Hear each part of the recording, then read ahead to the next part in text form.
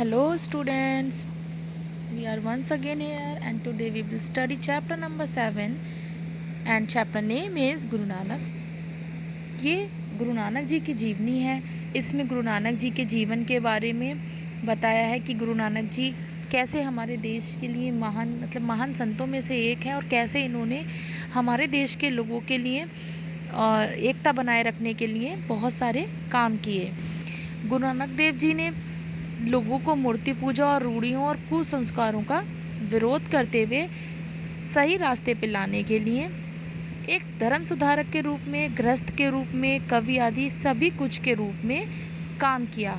उन्होंने अपने उपदेशों से एक बड़े वर्ग को प्रभावित किया और उनके अनुयायी विश्व भर में फैले हुए हैं। इस पाठ में हम उनके जीवन के संक्षिप्त झांकी का अध्ययन करेंगे। गुरु नानक देव जी का जन्म रावी नदी के तट पर स्थित तलवंडी नामक गांव में 15 अप्रैल सन 1469 को कार्तिक पूर्णिमा को हुआ था। लड़कपन से ही वे सांसारिक विषयों से उदासीन थे और अपना सारा समय आध्यात्मिक चिंतन में और सत्संग में व्यतीत करने लगे। कुछ समय बाद उन्होंने अपना घर छोड़ दिया, घूम घूम कर लोगों को उपदेश देने लगे। उनके पिता ने उन्हें समझाने के लिए मर्दाना नामक एक मुसलमान गवैये को भेजा, लेकिन वे नानक के उपदेशों से अत्यधिक प्रभावित हुआ और स्वयं उनका शिष्य बन गया। अब वे मर्दाना को साथ लेकर जगह जगह जाते और लोगों को उपदेश देते। कहते ईश्वर एक है, उसी में हम सबको बनाया है। हिंदू मुसलमान सब ईश्वर की संतान हैं, उसके लिए सब बराबर हैं। आपस में प्रेम से रहो, अच्छे अच्छे काम करो, ईश्वर के दरबार में लज्जित ना होना पड़े। जब तुम जाओ उसके दरबार में तो ऐसा कोई काम मत करो जिसकी वजह से तुम्हें लज्जित होना पड़े। सुनने वालों पर बहुत गहरा प्रभाव पड़ता। अनेक लोग उनके शिष्य हुए और धीरे धीरे उनका खूब आदर करने लगे सब लोग। गुरु नानक जब कहीं विश्राम करने के लिए रुकते थे तो बस्ती के बाहर डेरा जमाते थे, वहीं कंदमूल या फल खाकर अपना पेट भरते थे। उनके मन में स्वादिष्ट भोजन की इच्छा ही नहीं होती थी। एक बार वे गांव के बाहर ठहरे हुए थे। गांव वालों को पता चला तो गांव वालों आए उनसे मिलने के लिए, उनके लिए भोजन के लिए आमंत्रित किया। अब क्या हुआ, जब गांव वालों को गुरु नानक देव जी ने निमंत्रण स्वीकार कर लिया, लेकिन वे स्वयं भोजन करने नहीं आए। उन्होंने मर्दाना को भोजन करने को जाने को कहा। मर्दाना कई दिन से कंदमूल फल खाते खाते ऊब चुके थे, इसीलिए बहुत प्रसन्न हुए और जब वह पहुंचे तुरंत भोजन के लिए चल दिए। सुनते ही जब मर्दाने ने सुना निमंत्रण के बारे में तो तुरंत चल दिए। गाँव वालों ने उनका खूब सत्कार किया। मर्दाना ने भी जी भर के मनपसंद खाना खाया। जब चलने लगे तो गाँव वालों ने उन्हें तरह तरह के उपहार भी दिए। उनमें खाने पीने का सामान, ऊनी रेशमी वस्त्र आदि थे। ये देखकर मर्दाना बहुत खुश हुए। उन्होंने उपहारों की गठरी बांधकर डेरे पर पहुंचे। गुरु नानक ने मर्दाना को एक बड़ी सी गठरी के साथ देखा। बड़ा आश्चर्य हुआ, अरे मर्दाना, तुम तो भोजन करने गए थे, ये गठरी कहाँ से ले आए? मर्दाना ने गठरी रखते हुए कहा, गुरुजी। मर्दाना ने गठरी नीचे रखकर खोली और गुरुजी को सब चीज़ें दिखाई। अब गुरुजी ने कहा, फिर बोला, गुरुजी, अब हमें कई दिन तक खाने और पीने कपड़ों की चिंता नहीं करनी पड़ेगी। गांव वालों ने भोजन कराने के साथ साथ ये चीज़ें भी उपहार में दी हैं। ये देखकर गुरु नानक जी का मन उदास हो गया। वे बोले, मर्दाना, तुम्हें केवल भोजन करने के लिए भेजा था। जब तुम्हें भोजन मिल गया तो तुमने और अधिक लोभ क्यों किया? अगर तुम्हारे अंदर इतना ही लोभ था तो तुम घर पर ही रहते, हमारे साथ क्यों चल पड़े? यह सुनकर मर्दाना को बहुत शर्म आई।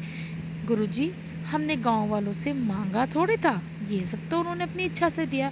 गुरुजी बोले, दान देने वाले को अपनी मेहनत से कमाए धन से ही दान देना चाहिए, उसी प्रकार देने वाले को भी उतना ही दान लेना चाहिए जितना कि उसे आवश्यकता हो। ना बोले, गुरुजी, मुझे क्षमा कीजिए, मुझसे बहुत बड़ी गलती हुई, फिर कभी ऐसा नहीं होगा। गुरुजी ने बड़े प्यार से मर्दाना के सिर पे हाथ फेरते हुए कहा, अच्छा, अब ये गठरी बांधकर अपने कंधे पर रख लो और चलो, रास्ते में तुम्हें बहुत सारे लोग मिलेंगे।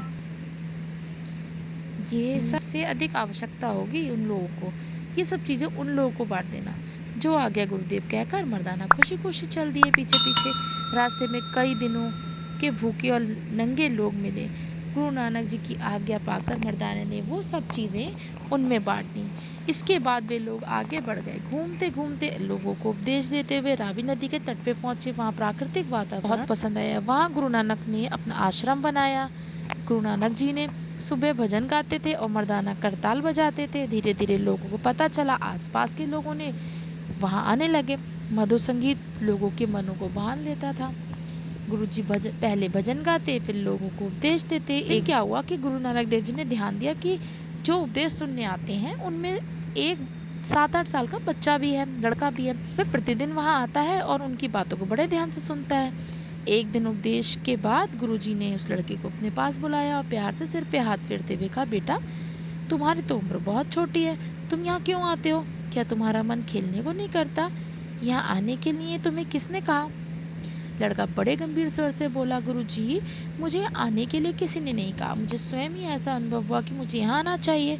गुरु नानक जी ने बड़ी जिज्ञासा से पूछा, तुम्हें क्यों ऐसा लगा? लड़का बोला, कुछ दिन पहले मेरी माँ ने मुझे चूल्हा जलाने को कहा। मैंने चूल्हे में लकड़ियाँ रखी, आग जला दी।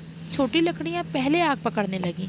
ये देखकर मैं सोच में पड़ गया कि उत्सुकता और बढ़ गई। उन्होंने पूछा, तुम क्या सोचने लगे? लड़का बोला, मैं सोचने लगा कि मैं भी तो एक छोटी लकड़ी की तरह ही हूँ। संसार की बुराइयों की आग तो सबसे पहले मुझे ही पकड़ेगी ना, इसीलिए अभी से आपकी शरण में आ गया हूँ।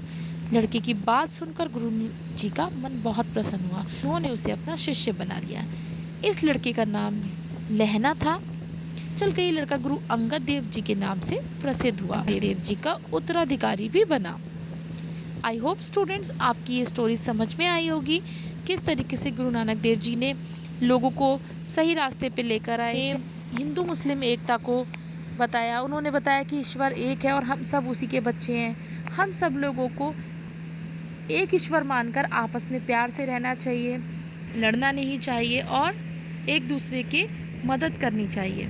दान हमें उतना ही लेना चाहिए जितनी हमें ज़रूरत, और हमें दान देने से पहले ये सोच लेना चाहिए कि ये हमारी कमाई का है या नहीं है, ये धन जो है हमारी कमाई का है या नहीं। ये सारी बातें गुरु नानक देव जी ने बताई और ये भी बताया कि हमें लोभ नहीं करना चाहिए, जितनी ज़रूरत है उतना ही हमें करना चाहिए।